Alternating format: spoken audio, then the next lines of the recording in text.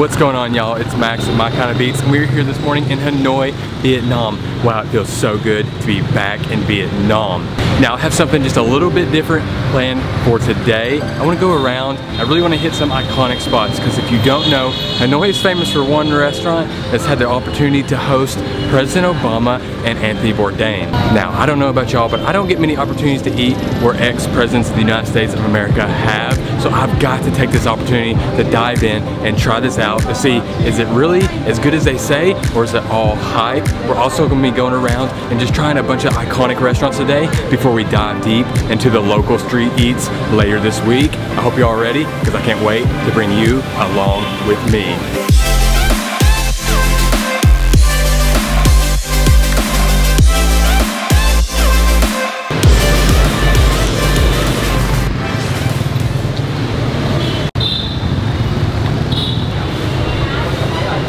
All right, we made it, so let's head inside.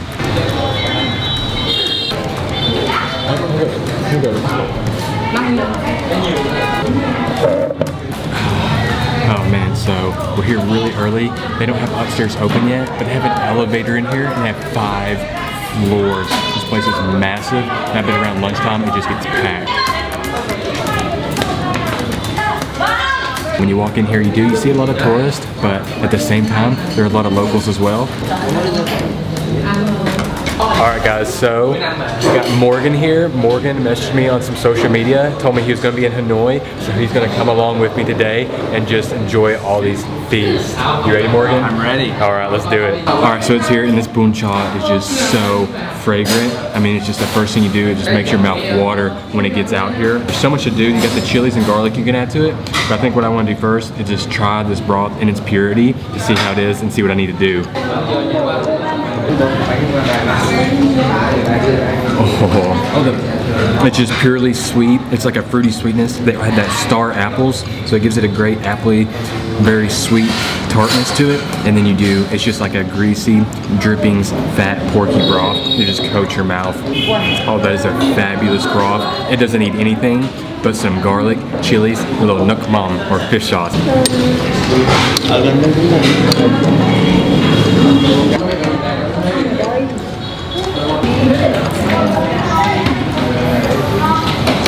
The pork meatball, it's got the perfect amount of fat in it. I mean, you get a little bit of chew from the meat, but ultimately it's just melting in your mouth. I mean, that's the definition of decadent, melt in your mouth, pork meatball. A little noodle action. Silky, smooth, just kind of hold on to that broth barely, but it's really more of like a refreshing bite than when you get that pork meatball. Get a little fresh vegetable action here, soak in that broth, get a little refreshing bite.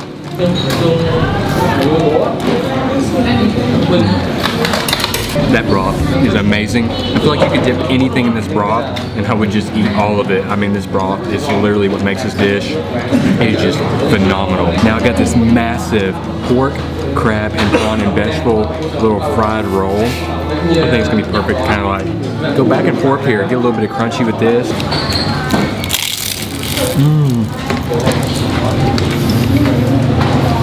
Oh man. Did y'all hear that crunch? It's falling apart everywhere, and then you get that burst of shrimp and crab. The pork flavor was a little disappointing. It's not as intense as I want, but it's really nice seafood crunch coming from that huge spring roll. And then you got like a just tiny crab and pork vegetable little fried spring roll as well.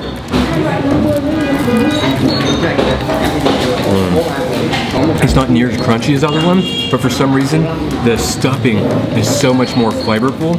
But I think what you gotta do is you gotta take this and dunk it again in that broth. Everything in this meal needs to revolve around that broth. Oh, it couldn't have been more right. Everything needs to be dipped and soaked in this broth. There's not gonna be a drip of this broth left. Last thing I got is just a little piece of actually the grilled pork here, not the pork meatball, but just a slice of the grilled pork.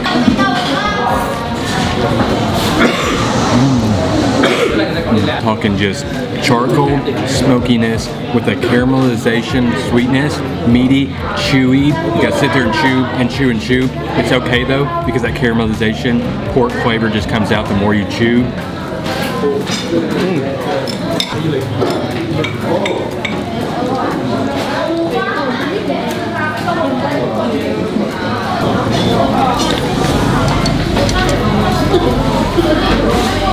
Man, grilled, charcoal, caramelized meat, rich, decadent, sweet broth with a ton of chilies and nukmang. I mean, this life could eat better.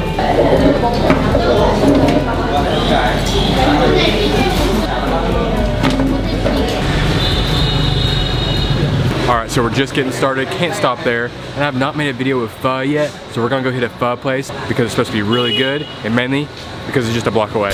Oh, hey guys, I have a little bit of a confession. So I was gonna take you to a really highly rated pho place, but I went to the wrong location, and I didn't realize it's that night.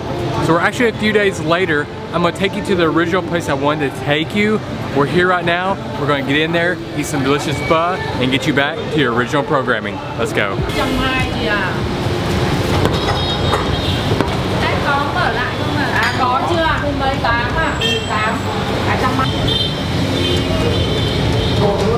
So what you do is you take your order, pay, and then you go and sit down. Thank you. But I will say, sometimes finding a spot to sit down can be difficult in here. Okay, so it's already out here. You didn't even get to sit down, and they've already got it ready to go. Oh my gosh, would you look at this thing? It is loaded with the greens. And what I love about this pho place is look at this. You can get an egg added in here where it's just barely holding on, barely keeping from breaking. I just gotta try the broth out first. Oh, that is a fantastic pho broth. Extremely meaty, just a hint of sweetness at the end. But other than that, you're getting that pure beef flavor. All the herbs in there kind of seek into the broth a little bit. Oh, but I'm ready to spice it up, break the egg in there, and just make it more decadent.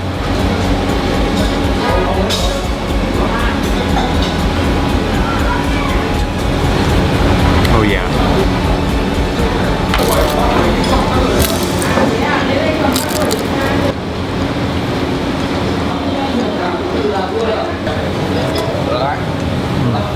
Just think airy fried dough, and then it soaks in all that pho and add-ins you get, so it just bursts with that flavor that's been soaking in, but you get an extra little greasy, doughy, fried little stick. My egg's starting to break, so I might as well, since it's going to break on me, I might as well go ahead and get in there. I'm telling you, when you add this egg, but it's going to add another layer of just creamy decadence, another deep layer of flavor. I want to try out some of the beef though. It's not the most tender ever. You gotta chew a little bit, you gotta chew and chew and chew, but man, it's flavor packed, nice quality. You can tell it's fresh, and it's okay to chew because you're just gonna get flavor and flavor and flavor.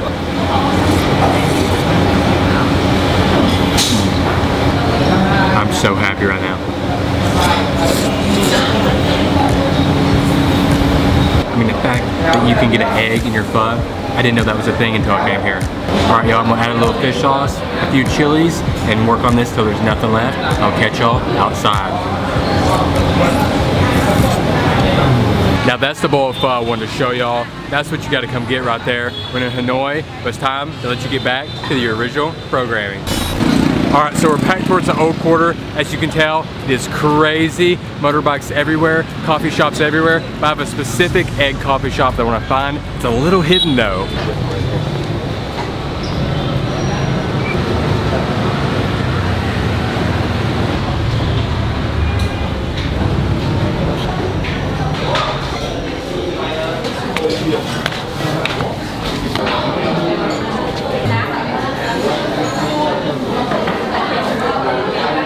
I love how downstairs you really get the old pictures, you get the history. But once you get up here, you get the plants in here. It almost feels like you're outside more than inside in a building. So a pretty extensive menu here, but just gotta keep it simple. We're gonna get that legendary egg coffee. So we're at Cafe Zhang, which is actually the founder himself. Mr. Zhang was the creator of the egg coffee. Now we're not the original location, it's changed locations a few times. Mr. Zhang himself created the egg coffee back in 1946.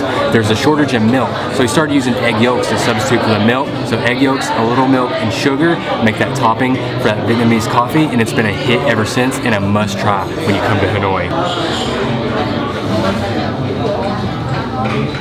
And you can see the top is just like a custard almost. It's so thick, so creamy. It just looks absolutely decadent. You can see the tints of coffee once you scoop it from the bottom. Oh man, I thought you kind of drink this, but it's almost like you eat it like a dessert. Oh my gosh, guys, it's so thick, creamy, but it's light as well. It's not thick like a custard. It's almost got like this foaminess to it, this airiness. I mean, it is creamy, it is sweet, it is chocolatey coffee, mocha goodness. Wow, this isn't gonna last long at all. From whipping and whipping and whipping, you can taste the whipped effort in there. It gives it just that little bit of lightness. The coffee's smooth, not very bitter, but it mixes with the sugar and a little bit of cocoa just enough to give it that great contrast of bitter and sweet. Oh, it's so nice just to sit here, have this, enjoy the nice day, enjoy the weather, slow down, and just appreciate Vietnam for what it is.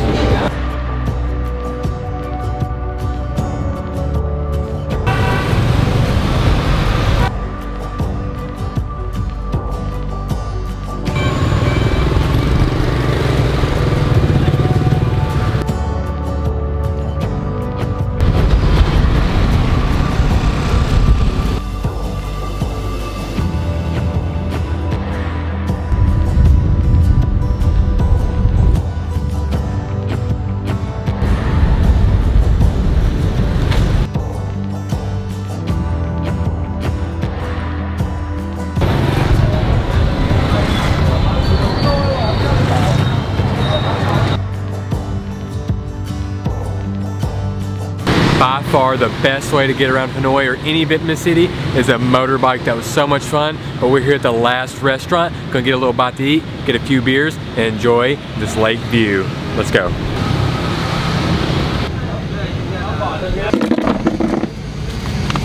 Doesn't get much better than this. Outside lake view, about to get some beers, little snacks. It's a great way to finish the day off. I will admit, it's just a little bit hazy today, just a little bit. Alright, so we're at Bun Cha Huong Lien, which is what you probably guessed for, famous for Bun Tom, which is actually like this rice flour little cake, and they put the whole shrimp just right on top of it. It got famous because on the street, they have a lot of street vendors who started selling it in the 1930s. When they became super popular, the government actually combined a lot of them together to make this one big restaurant, which we're at right now. Alright, cheers, brother. Cheers, brother. Nothing better, crisp, cold, refreshing beer on the water.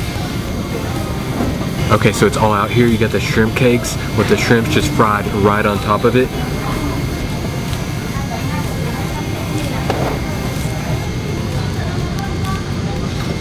Get a little fresh herb, get a little shrimp cake, dip it in this sauce.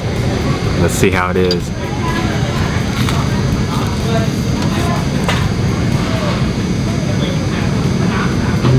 Honestly, I'm not surprised. I thought it was gonna be more flavorful, but I'm telling you, it's salty, it's crunchy, it's greasy. You get the great shrimp flavor from it. I mean, this is just Vietnamese style bar food, salty, crunchy, greasy. As I said, pairs with the beer, it just makes for a good afternoon. Oh, so we got the professional here just helping us out. Gave us some thin rice rolls so you can wrap them up almost like a spring roll to help hold everything together. So I've already started to assemble.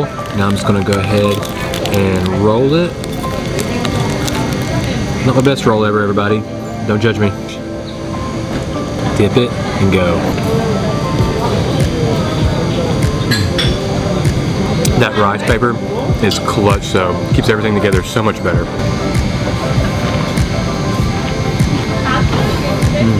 Morgan, cheers, brother. Cheers. Cheers to y'all. I'll catch you at the next video.